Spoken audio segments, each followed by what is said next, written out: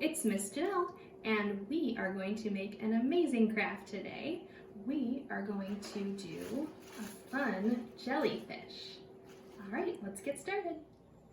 For our jellyfish, we are going to need some coffee filters,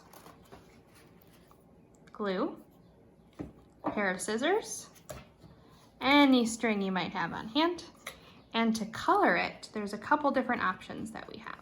I used some liquid ink, but you could also use markers with a little bit of water, or you can water down some watercolors, acrylic paint, whatever you have on hand. If you're going to use markers, you'll need something to spray the water or drop the water onto the coffee filter. All right, let me show you the technique we use to color our jellyfish. Okay, so we're going to start by coloring 4 to 5 coffee filters.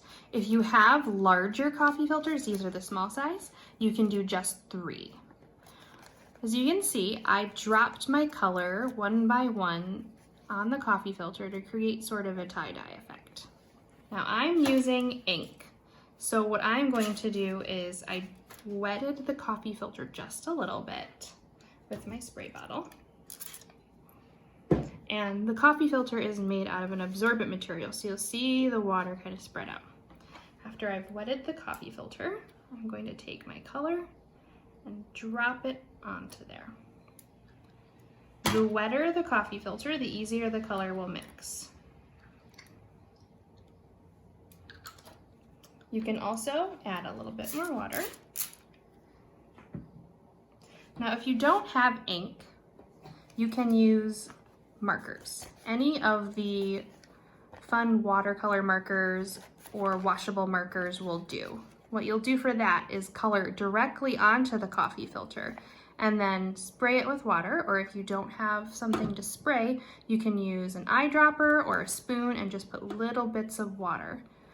With the marker, what will happen is the lines that you color will slowly start to disappear and the pigment of the marker will seep into the coffee filter. So you can see it's absorbing into the coffee filter. Once you get all the color you want on there, you can kind of play around with the amount of water in the coffee filter. The more water you have, the lighter the colors will look. If you want something darker, add more of your pigment or your marker. After you're done coloring it, you're gonna let it dry completely so that you can cut into it. So that's our next step. Now we're going to assemble our jellyfish. For the body of the jellyfish, you're just going to use one of the coffee filters. You kind of just pinch it a little bit to give it sort of that rounded shape. For the tentacles, you're going to take a couple of the coffee filters and cut them into a spiral. And I'll show you how to do that. So I have this coffee filter here, and you're going to start on the outside edge, and you're going to cut all the way to the middle. You can make the tentacles as big or as small as you'd like.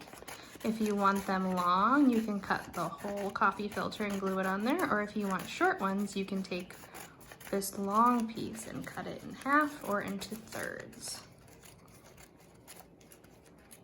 Once you get to the end, you want to leave a little bit of a flap so that you can glue this to the bottom of the body of your jellyfish. As you can see, I have 3 on here, so I'm going to add 1 more. I just have a little bit of glue. And you want to keep the tentacles just a little bit to the center of the body so that when you flip it over, they hang down nicely. Okay, let's see all of our tentacles.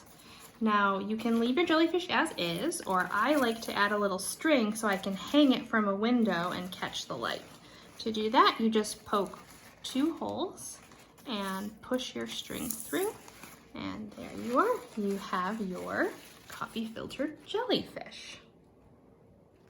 I hope you had so much fun making a jellyfish with me today, and I hope we see each other very soon for another fun art activity. Have a good day.